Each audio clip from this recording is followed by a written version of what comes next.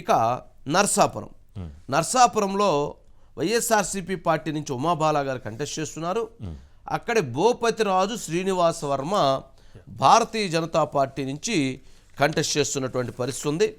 నర్సాపురం పార్లమెంటుకు సంబంధించినటువంటి దాంట్లో అక్కడ అభ్యర్థిగా భూపతిరాజు శ్రీనివాస వర్మ గారు మీద ఒక చర్చ జరిగింది.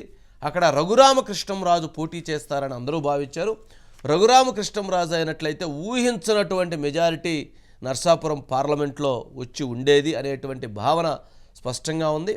కాకపోతే భూపతిరాజు శ్రీనివాస వర్మ గారు ఫస్ట్లో ఆయనకి అంత సానుకూలత లేకపోయినా కానీ ప్రస్తుతం ఆయన క్రమేపీ ముందుకు వస్తూ ఉన్నటువంటి పరిస్థితి ఉంది. క్రమేపీ దూచుకు వెళుతూ ఉన్నారు. అయితే ఇక్కడ మనం గమనించాల్సింది ఏంటంటే అక్కడ భూపతిరాజు శ్రీనివాస్ వర్మ కంటే కూడా నర్సాపురం పార్లమెంట్లో ఇప్పుడు ఉన్నటువంటి టీడీపీ జనసేన బీజేపీ కాంబినేషన్తో అక్కడ భూపతిరాజు శ్రీనివాస్ వర్మ పార్టీలకు ఉన్నటువంటి ఒక బలమైనటువంటి ఓట్ బ్యాంక్తో వారు గెలవబోతున్నారు, వారు విజయాన్ని పొందబోతున్నారు అనేటువంటిది స్పష్టంగా కనపడుతూ ఉన్నది. దీనికి సంబంధించి నర్సాపురం పార్లమెంట్లో మనం చూసినట్లయితే ఎందుకు అని అడగవచ్చు. ఆయన క్యాండిడేట్ వీక్ కదా అనేటువంటి అభిప్రాయాలు ఉన్న నేపథ్యంలో ఆయనకి ఎందుకు అనేటువంటి అభిప్రాయం వస్తే గతంలో వైఎస్ఆర్సీపీ పార్టీకి 4,47,594 ఓట్లు రావటం జరిగింది. టీడీపీకి 4,15,685 ఓట్లు రావటం జరిగింది.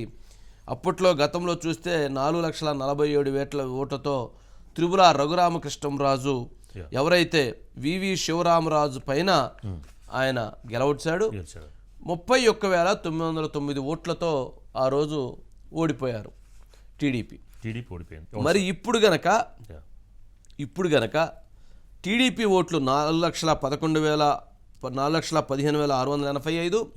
అట్లాగే జనసేన పార్టీకి ఆ రోజు నాగబాబు గారు కంటెస్ట్ చేశారు. అక్కడి నుంచి కొణిదెల నాగబాబు గారు 2,50,289 ఓట్లు వారికి రావటం జరిగింది జనసేన పార్టీకి. అంటే తెలుగుదేశం జనసేన పార్టీ ఓట్లను కనుక కలిపినట్లయితే దాదాపు 6,65,974 ఓట్లు వారు సొంతం చేసుకోబోతున్నారు. మరి వారు గనక ఆ రకంగా గనక సొంతం చేసుకున్నట్లయితే ఎవరో వారిద్దరు టీడీపీ జనసేన బీజేపీ కూడా 12,000 వచ్చినాయి. దాదాపు 2,18,380 ఓట్ల మెజారిటీ 2019లో ఉన్నటువంటి ఓటు కాంబినేషన్ కలిపితేనే అయిపోయింది.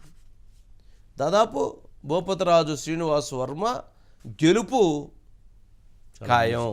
అక్కడ సింబల్ వీక్గా ఉన్నా కానీ భారతీయ జనతా పార్టీ 12,000 వచ్చినాయి.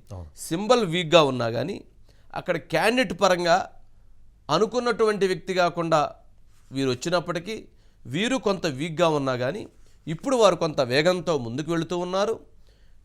అక్కడ పార్టీల బలంతో భూపతిరాజు శ్రీనివాస్ వర్మ గారు గెలుపు కన్ఫర్మ్గా చూడవచ్చు. సరే, ఇక నెక్స్ట్